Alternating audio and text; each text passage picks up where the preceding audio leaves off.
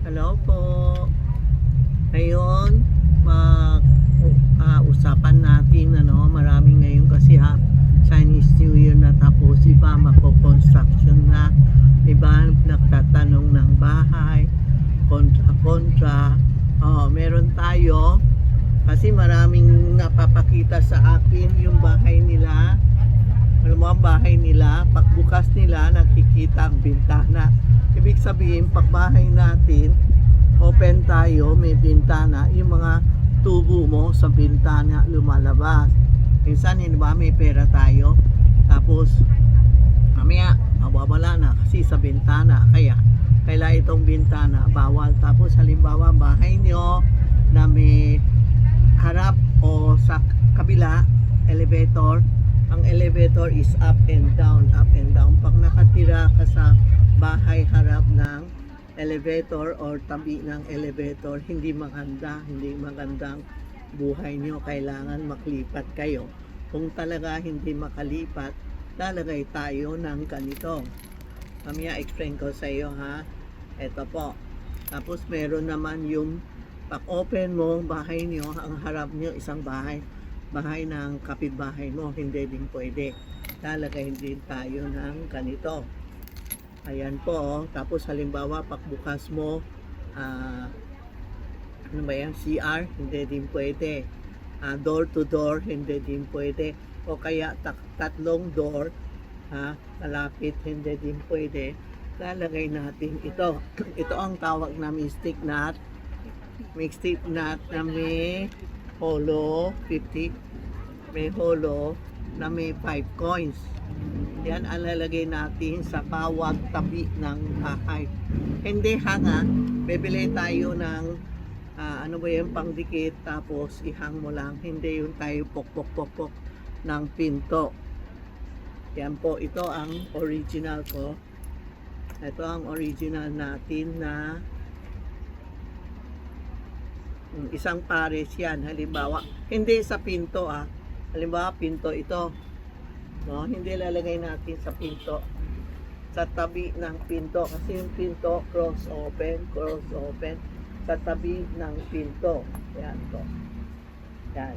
Yan ang bebele nyo. Pag pumunta kayo dito, pwede kayo dala video nyo, picture nyo, pakita mo sa akin para malaman natin tama ba bili mo. Kasi marami pumupunta dito, walang dala video, walang picture, tapos yung sabihin niya, hindi ko naintindihan. O sabihin niya na ganun, ang isip ko iba. Hindi kaming dalawa nakatugma sa sinabi. Kaya kanina, may pumunta dito, dinala niya yung video. Yan, tama, at least okay, hindi yung sinabi niya, isip ko mali. Tama talaga, kailangan magdala ng video or picture. Ito ang lalagay sa between side door to door o door to window o CR, no? Lahat na kasi na picture nyo, isend it to us. Maski na sa province, sa abroad, send mo lang kami o yan po. Dapat talaga pupunta kayo dito. Kung magbebili kayo, tatanong personally, pupunta dito para ma-explain ko. Iba naman gusto explain sa video, hindi pwede. Kasi hindi ko ma-explain sa kanya. Kailangan pumunta kayo dito, explain ko sa inyo Bawal mag-video tapos send sa amin. Mahirap mag-explain. Kailangan pumunta kayo dito. Ito ang tinatawag namin holo with 5 coins para door to door. Ito po. Ito naman yung gold coins. Ito yung gold coin, parang hot cake kami araw-araw, palagi may benta.